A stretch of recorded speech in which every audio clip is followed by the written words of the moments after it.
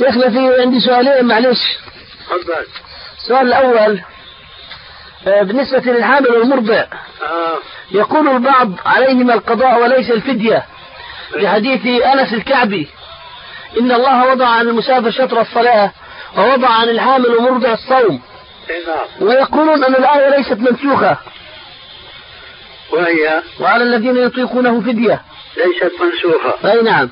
طيب فإذا كانت ليست منسوخة. عفوا بل يقولون إنها منسوخة. هيك حيرتني. عفوا شيخنا. الآية منسوخة. نعم. ما الذي نسخها؟ قوله تبارك وتعالى فمن شهد منكم الشهر فليصم. ليش الذين كانوا خيروا من قبل كانوا لم يروا الشهر بل كانوا يرونه. وين النسخ؟ كان بعضهم يصوم وبعضهم يفدي.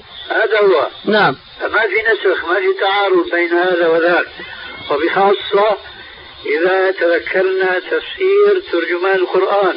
نعم. ابن عباس. نعم. حيث يحتج بالآية على أنه يدخل فيها حامل والمرضع والشيخ الكبير. نعم. وأن ذلك ليس بمنسوخ. نعم. نخلص بالنتيجة الآتية. نعم.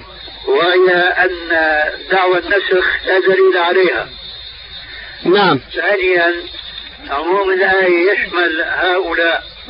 ثالثا وأخيرا هو الذي ذهب إليه ترجمان القرآن. نعم.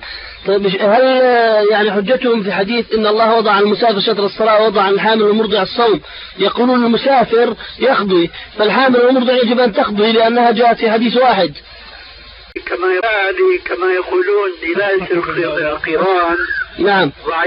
ضعيفة. نعم. نعم جزاك الله خير. وإياك. سؤال آخر